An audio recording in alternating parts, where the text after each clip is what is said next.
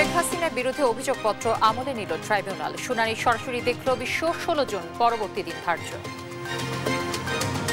এই বিচার কোনো প্রতিশোধের জন্য নয়, এটা হচ্ছে ভবিষ্যতের জন্য একটা প্রতিজ্ঞা এবং আগামী প্রজন্মকে নিরাপদ একটি বাংলাদেশ উপহার দেয়া। ডিসেম্বরে নির্বাচন চায় দেশের বেশিরভাগ রাজনৈতিক দল। গণতন্ত্রকে হুমকিতে ফেলতে চলছে ভোট বিলম্বিত করার ষড়যন্ত্র। এক যুগ পর নিবন্ধন ফিরে পাচ্ছে জামায়াত। হাইকোর্টের রায় আপিলে বাতিল, আদালতের রায়ের অপেক্ষায় নির্বাচন কমিশন। এবং নতুন অর্থ বছরের বাজেট ঘোষণাকাল। বিটিভি থেকে বিকেল ৩টায় প্রচার শুরু হবে দ্বিতীয় দফার সংস্কার আলোচনাও। দর্শক, আমন্ত্রণ সংবাদ রাতে শুনছিলেন শিরোনামগুলো, সঙ্গে থাকছে আমি তানজিয়া জুথি। আন্তর্জাতিক অপরাধ ট্রাইব্যুনালে দাখিল হল সাবেক প্রধানমন্ত্রী শেখ হাসিনার বিরুদ্ধে মানবতা বিরোধী অপরাধ মামলার প্রথম আনুষ্ঠানিক অভিযোগপত্র। আর এর শুনানি দেখল পুরো বিশ্ব। শুনানিতে চিফ প্রসিকিউটর বলেন, এ আদালত এমন একটি সময়ের সাক্ষ্য বহন করছে যা ইতিহাসে দলিল হয়ে থাকবে। শুনানি শেষে ৩ জনের বিরুদ্ধে তদন্ত প্রতিবেদন আমলে নিয়ে 16 জুন পরবর্তী শুনানি দিন ধার্য করেন ট্রাইব্যুনাল। সেদিন পলাতক শেখ হাসিনা ও আসাদুজ্জামান খান কামালকে আদালতে হাজির করার নির্দেশ দেন ট্রাইব্যুনাল। বাকিটা দেখুন সাবরিনা মজুমদারের রিপোর্টে। এখন লেটার ব্যবহার করবে, যেখানে পাবে সেটা গুলি করবে। আন্দোলনকারীদের নিশ্চিহ্ন করে দাও, এদের মেরে ফেলতে হবে। জুলাই গণ আন্দোলন যখন তুঙ্গে, তখন ফোনালাপে আইন শৃঙ্খলা বাহিনীকে কঠোর হওয়ার এমন নির্দেশ দেন সাবেক প্রধানমন্ত্রী শেখ হাসিনা। দেয়া হয় হেলিকপ্টার থেকে গুলি করার নির্দেশনাও। রোববার আন্তর্জাতিক অপরাধ ট্রাইব্যুনালে ফরমাল চার্জ দাখিলের শুনানিতে শেখ হাসিনার এমন ফোন রেকর্ডের কথা ট্রাইব্যুনালকে জানায় প্রসিকিউশন। 2024 সালের জুলাই আগস্টের নারকীয় বিভৎসতার কথা তুলে ধরে প্রসিকিউশন। উঠে আসে শেখ হাসিনার গ্যাং অফ 4-এর ভূমিকাও। প্রসিকিউশন জানাল, ওবায়দুল কাদের, আনিসুল হক, সালমান এফ রহমান এবং আসাদুজ্জামান খান কামাল শেখ হাসিনাকে ক্ষমতা ছাড়তে নিরুৎসাহিত করেন এবং সেনা পুলিশ সমন্বয়ে আন্দোলন দমনের পরিকল্পনা দেন। শেখ হাসিনা ক্ষমতায় টিকে থাকলে তারাও টিকে থাকবে এবং সকল অপরাধ করা সত্ত্বেও তারা নিরাপদে থাকবে, আনুগত্যের জন্য পুরস্কৃত হবে। অভিযোগপত্র নিয়ে পুরো শুনানির সরাসরি সম্প্রচার হয় টেলিভিশন, ইউটিউব, ফেসবুকে, যা ছিল দেশের বিচার বিভাগের ইতিহাসে প্রথম। ফলে ট্রাইব্যুনালের বিচার প্রক্রিয়া দেখার সুযোগ পায় পুরো বিশ্ব। তাজুল ইসলাম বলেন, রাষ্ট্রযন্ত্রকে ব্যবহার করে গণহত্যা ও মানবতা বিরোধী অপরাধে সাবেক প্রধানমন্ত্রী শেখ হাসিনা সহ অন্যদের বিচার অতীতের কোনো প্রতিশোধ নয়। এই মামলা ভবিষ্যতের জন্য দৃষ্টান্ত মাত্র। এই বিচার কোনো প্রতিশোধের জন্য নয়, এটা হচ্ছে ভবিষ্যতের জন্য একটা প্রতিজ্ঞা এবং আগামী প্রজন্মকে নিরাপদ একটি বাংলাদেশ উপহার দেয়া। এই বিচার হবে আবেগ শূন্য, প্রমাণ নির্ভর, তথ্য নির্ভর, নিরপেক্ষ এবং ন্যায় বিচার। শুনানি শেষে আনুষ্ঠানিকভাবে তদন্ত প্রতিবেদন আমলে নিয়ে আগামী 16 জুন আসামিদের গ্রেফতার করে আদালতে হাজিরের নির্দেশ দিয়েছেন ট্রাইব্যুনাল। তা না হলে আসামিরা অনুপস্থিত বিবেচনা করে বিচার শুরু হতে পারে বলে জানায় প্রসিকিউশন। ট্রাইব্যুনালের বিচার কাজ সরাসরি সম্প্রচারের মাধ্যমে দেশের ইতিহাসে এক বিরল ঘটনার সাক্ষী হলো বাংলাদেশ। এর মাধ্যমে জুলাই আগস্ট হত্যাকাণ্ডের নির্দেশদাতা অর্থাৎ সাবেক প্রধানমন্ত্রী শেখ হাসিনার বিরুদ্ধে আনুষ্ঠানিক বিচার কাজ শুরু হয়ে গেল। প্রসিকিউশনের প্রত্যাশা, এর মাধ্যমে যেমন বিচার কাজের স্বচ্ছতা বাড়বে, তেমনি বাড়বে জবাবদিহিতাও। আন্তর্জাতিক অপরাধ ট্রাইব্যুনাল থেকে সাবরিনা মজুমদার, দেশ টিভি। ডিসেম্বরেই নির্বাচন চায় দেশের নিবন্ধিত অনিবন্ধিত প্রায় সব রাজনৈতিক দল। নেতারা বলছেন যে গণতন্ত্রকে হুমকিতে ফেলতে নির্বাচন বিলম্বিত করার গভীর ষড়যন্ত্র চলছে। দেশ ও জনগণের স্বার্থে দ্রুত অন্তর্বর্তী সরকারকে নির্বাচনমুখী হওয়ার আহ্বানও জানান তারা। সাইফুর রহমান তুহিনকে সঙ্গে নিয়ে সাইফুল রিপনের প্রতিবেদন।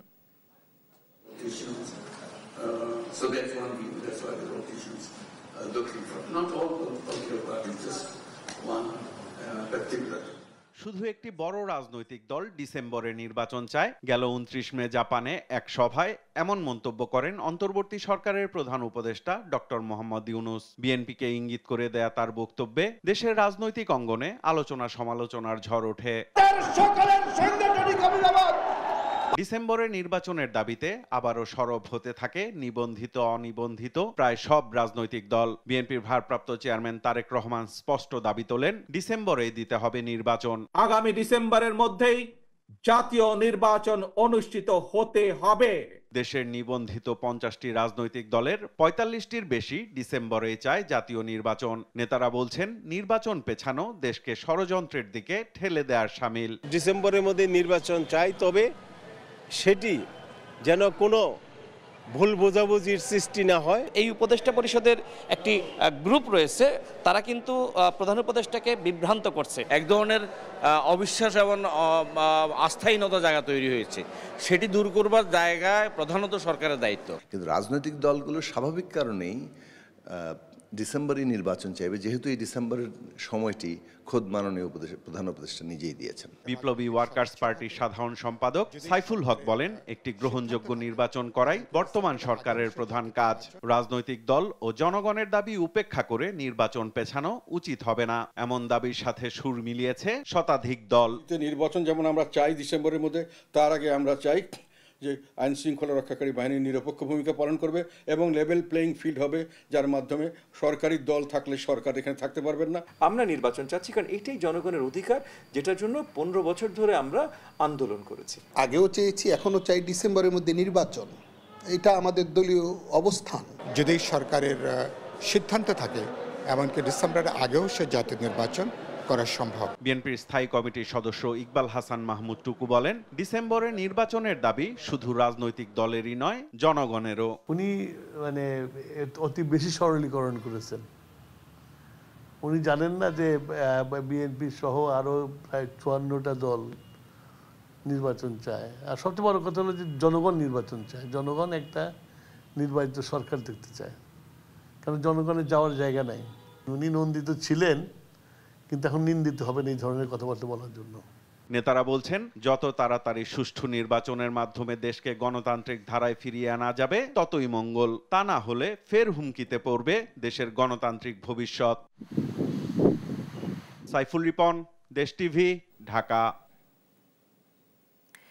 এদিকে বিএনপিকে নিয়ে প্রধান উপদেষ্টা মিথ্যাচার করেছেন বলে অভিযোগ করেছেন দলটির শীর্ষ নেতারা। শুধু বিএনপি নির্বাচন চায় এমন বক্তব্যের তীব্র সমালোচনা করে তারা বলেন, বিতর্কিত উপদেষ্টার বাদ দিয়ে তত্ত্বাবধায়ক সরকারের মতো একটি সরকার প্রতিষ্ঠা করতে হবে। রোববার দুপুরে জাতীয় প্রেস ক্লাবে শহীদ রাষ্ট্রপতি জিয়াউর রহমানের শাহাদাত বার্ষিকীর অনুষ্ঠানে এমন কথা বলেন নেতারা। নিয়াজ মোর্শেদের রিপোর্টে বিস্তারিত। শহীদ প্রেসিডেন্ট জিয়াউর রহমানের 44তম শাহাদাত বার্ষিকী উপলক্ষে জাতীয় প্রেস ক্লাবে আলোচনা সভা করে মুক্তিযোদ্ধা দল।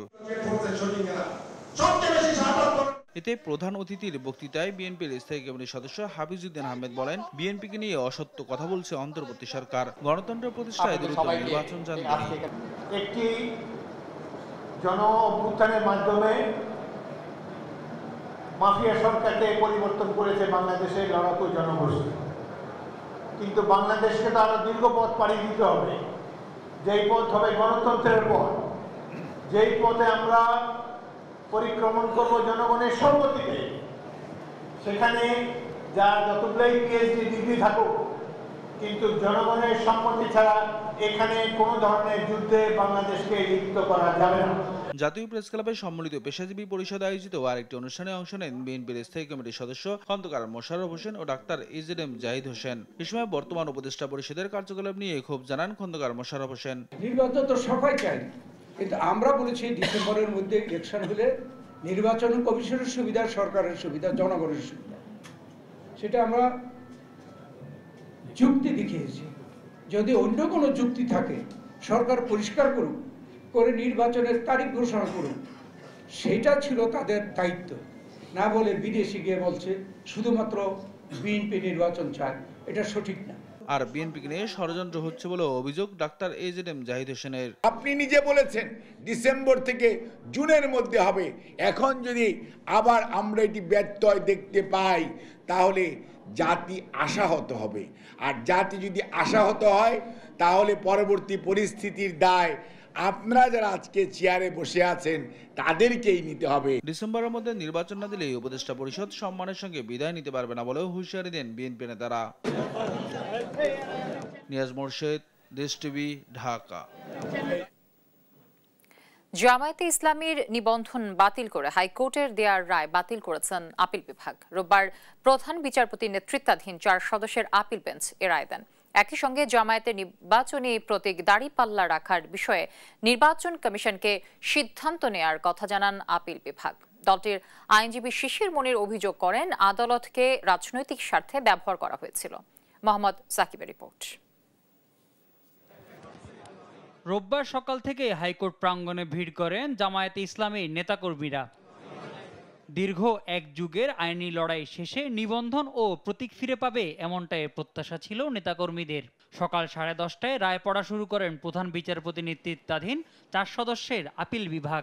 জামায়াতের নিবন্ধন বাতিল করে হাইকোর্টের দেয়া রায় বাতিল করে নির্বাচন কমিশনকে সিদ্ধান্ত নেয়ার নির্দেশ দেয় আপিল বিভাগ।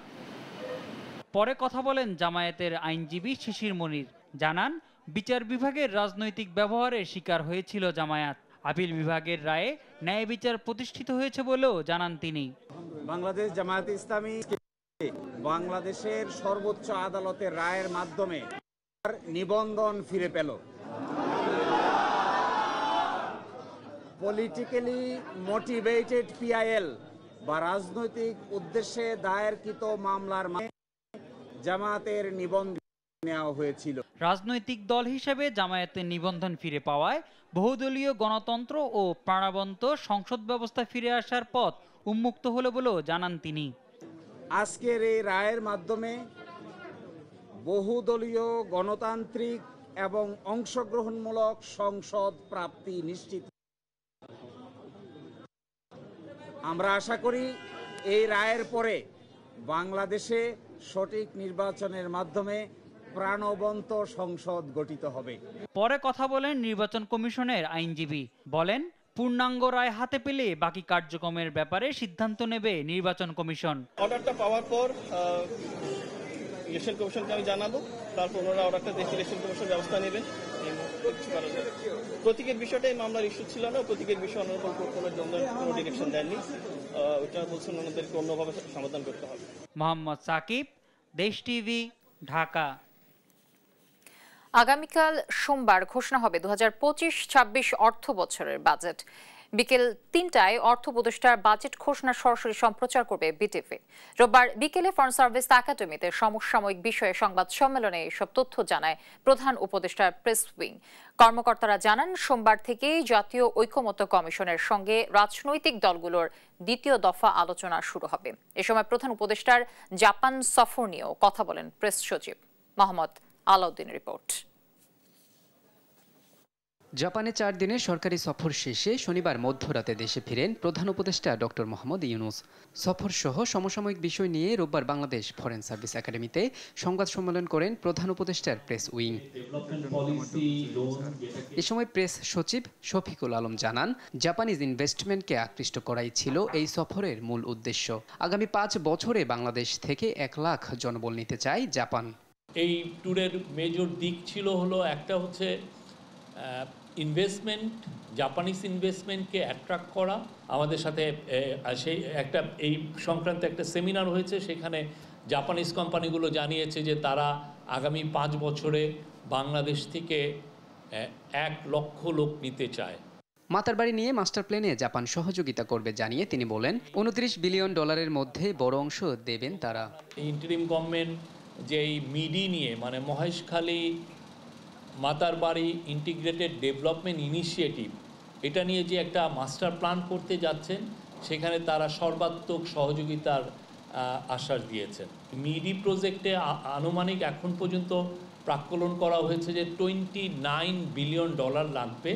তো $29 বিলিয়ন আমরা মনে করছি যে একটা বড় অংশ মানে বড় সাপোর্ট আমরা জাপান থেকে পাবো। এদিকে উপপ্রেস সচিব আজাদ মজুমদার জানান, আগামীকাল সোমবার বিকাল 3টায় ঘোষিত হবে নতুন অর্থ বছরের বাজেট, যা বিটিভিতে সরাসরি সম্প্রচার হবে। বাজেট ডকুমেন্টটা সচিবালয়ের টিআইবি থেকে আপনাদের সাংবাদিকদেরকে সবাইকে সরবরাহ করা হবে। আগামীকাল থেকে জাতীয় ঐকমত্য কমিশনের সঙ্গে দ্বিতীয় দফায় রাজনৈতিক দলগুলোর আলোচনা শুরু হবে বলেও জানান তিনি। মোহাম্মদ আলাউদ্দিন, দেশ টিভি, ঢাকা। জাতীয় নির্বাচনকে ভারতের এজেন্ডা বলে জনগণের ঐক্যে ফাটল ধরানোর চেষ্টা চলছে বলে অভিযোগ করেছেন গণসংহতির আন্দোলনের সমন্বয়ক জোনায়েদ সাকি। আর বর্তমান উপদেষ্টাদের নিয়ে নির্বাচনে যাওয়া নিয়ে রাজনৈতিক দলগুলোর আপত্তি আছে বলে মন্তব্য করেন বিপ্লবী ওয়ার্কার্স পার্টির সাধারণ সাইফুল হক। আলিমুজ্জামান সাফনের রিপোর্ট। চলমান রাজনৈতিক প্রেক্ষাপটে বিচার, সংস্কার ও নির্বাচনের রোডম্যাপ ঘোষণা ও গণসংহতি আন্দোলনের প্রয়াত নেতা অ্যাডভোকেট আব্দুস সালামের ৮ম মৃত্যুবার্ষিকী উপলক্ষে স্মরণ সভা আয়োজন করে গণসংহতি আন্দোলন। বক্তারা বলেন, দেশের বেশিরভাগ রাজনৈতিক দলই ডিসেম্বরে নির্বাচন চায়, তাই রাজনৈতিক স্থিতিশীলতা বজায় রাখতে জাতীয় ঐক্যের বিকল্প নেই। ডিসেম্বরের মধ্যে 52টি রাজনৈতিক দল ইলেকশন চায়। হয়তো এক মাসের হেরফের রয়েছে, কিন্তু মোটামুটি সবাই ইলেকশনটা ডিসেম্বর বা জানুয়ারির মধ্যেই চাই। একের পর এক রাজনৈতিক দলগুলোর বিরুদ্ধে এমনভাবে প্রচারণা চালানো হয়েছে, মনে হচ্ছে যে রাজনৈতিক দলগুলোই বাংলাদেশের সবচেয়ে অধর্ম এবং অকর্মণ্য লোক। জাতীয় নির্বাচনকে ভারতের এজেন্ডা বলে জনগণের ঐক্যে ফাটল ধরনের চেষ্টা চলছে বলে অভিযোগ করেন গণসংহতি আন্দোলনের সমন্বয়ক জুনায়েদ সাকি। নির্বাচন ভারতীয় এজেন্ডা এই কথা বলে দিয়ে জনগণের ঐক্যে ফাটল ধরানো ভারতের পারপাসকে সার্ভ করবে। ভারতের আধিপত্য কিংবা তার যে সহযোগী আওয়ামী লীগ ফ্যাসিস্ট যে নেতৃত্ব, যারা এই স্টিম রোলার চালিয়েছে, তাদেরকে পুনর্বাসন করার ক্ষেত্রে সহায়তা করবে। আর বর্তমান উপদেষ্টাদের নিয়ে নির্বাচনের বিষয়ে রাজনৈতিক দলগুলোর সংশয় ও আপত্তি আছে বলে জানান বিপ্লবী ওয়ার্কার্স পার্টির সাধারণ সম্পাদক সাইফুল হক। এই উপদেষ্টা মণ্ডলী নিয়ে আগামী নির্বাচন যাওয়া যাবে কিনা এটা নিয়ে অনেকের মধ্যে গুরুতর প্রশ্ন আছে, সংশয় আছে, কারো কারো ঘোরতর আপত্তি আছে। তাদেরকে প্রয়োজন বোধে বাদ দিয়ে পুরো উপদেষ্টা মণ্ডলী তারা পুনর্গঠন করবেন। জনগণের আস্থা তৈরিতে অবিলম্বে বিচার, সংস্কার ও নির্বাচনের সুস্পষ্ট রোডম্যাপ ঘোষণার দাবিও জানান বক্তারা। মূল্যবান বক্তব্য রেখেছেন। আলিমুজ্জামান সাফওয়ান, দেশ টিভি, ঢাকা। ঈদ সামনে রেখে রাজধানী ছাড়তে শুরু করেছে মানুষ। ঈদ যাত্রায় দ্বিতীয় দিনে ঢাকা রেল স্টেশনে ঘরমুখ মানুষের ভিড়। কেউ ফিরছেন পরিবার পরিজনের টানে, কেউ বা শেষ মুহূর্তে ভিড় এড়াতে ঢাকা ছাড়ছেন আগে ভাগেই। এবারের ঈদ যাত্রায় যাত্রীদের ভোগান্তি কমাতে সব ধরনের প্রস্তুতি নিয়েছে রেল কর্তৃপক্ষ। আরো জানাচ্ছেন তন্দ্রা তারুণ্য। ঈদযাত্রার দ্বিতীয় দিনে ঘরমুখী মানুষের পদচারণায় মুখর রাজধানীর কমলাপুর, তবে এখনো নেই সেই উপচে পড়া ভিড়। সকাল থেকে নির্ধারিত সময়েই ঢাকার রেল স্টেশন থেকে একে একে ছেড়ে যায় বিভিন্ন গন্তব্যের ট্রেন। শতভাগ অনলাইনে টিকিট বিক্রি হওয়ায় কাউন্টার বা প্ল্যাটফর্মে নেই বাড়তি যাত্রীর ভিড়। এতে কোনো ভোগান্তি ছাড়াই গন্তব্যে যেতে পারছেন যাত্রীরা। এবার অনেক ভালো লাগতেছে, কারণ হচ্ছে এবার অনেক স্বস্তি মনে হইতেছে, যারা যত ভিড় মনে হচ্ছে না। 21 তারিখে আগেই টিকিট কেটে রাখছে, যার কারণে আমি সহজেই টিকিট পাইছি। টিকিট কাটতে মূলত ভোগান্তি হয়নি। একজন একবারই টিকিট কাটতে পারবে, এক লাইন থেকে একবার দুইবার টিকিট কাটতে পারবে না একই রাস্তায়। টিকিট অনেক সময় পাওয়া যায় না, তারপরে যে টিকিট পাওয়া গেছে এইটাই সবচেয়ে শুকর। এবারের ঈদযাত্রার সার্বিক ব্যবস্থাপনায় খুশি তারা। শেষ সময়ের ভিড় এড়াতেই আগে ভাগে ঢাকা ছাড়ছেন বলে জানায় ঘরমুখী মানুষ। অনেক ভালো লাগছে এবং এবার দেখছি অনেক আরামে যাচ্ছে, কোনো ভিড় নেই। এবার টিকিট কাউন্টারে ওখানে দেখলাম অনেক ভালো কিছু, বিনা প্রবেশে ঢুকতে পারছে না, ভালো লাগলো সব কিছু মিলে। বাড়িতে যার আনন্দ তো অন্যরকম। আগের বার গিয়েছিলাম, লেটে গিয়েছিলাম, তবে খুব কষ্ট ছিল, প্রচুর জ্যাম ছিল। এখন যাচ্ছি, এখন অনেকটা স্বস্তির। আর ভালো লাগছে, কোনো ভিড় নেই, এই জন্য ভালো লাগছে। যাত্রী ভোগান্তি কমাতে প্রয়োজনীয় প্রস্তুতি নিয়েছে রেল কর্তৃপক্ষ। টিকিট কালোবাজারি রোধে ও বিনা টিকিটে ভ্রমণ প্রতিরোধে 3 স্তরের তল্লাশি সহ নানা ব্যবস্থা নেওয়ার কথা জানান স্টেশন ম্যানেজার। বিনা টিকিটের যাত্রী প্রতিরোধ এবং অনুপ্রবেশ রোধে 3 স্তরের চেকিং কার্যক্রম পরিচালিত হচ্ছে। এছাড়া যাত্রী সাধারণ যাতে ট্রেনের ছাদে ভ্রমণ করতে না পারে সেজন্য ব্যাপক প্রচারণা, সেটা স্টেশনে এবং ট্রেনে পিএস সিস্টেমের মাধ্যমে যাত্রী সাধারণকে সচেতন করা হচ্ছে। এছাড়া বিশেষ টিম গঠন করা হয়েছে যেন কোনোভাবেই যাত্রী সাধারণ ট্রেনের ছাদে ভ্রমণ করতে না পারে। ঈদের 3 দিন আগে থেকে চালু হবে 5 জোড়া স্পেশাল ট্রেন। তন্দ্রা তারুণ্য, দেশ টিভি, ঢাকা।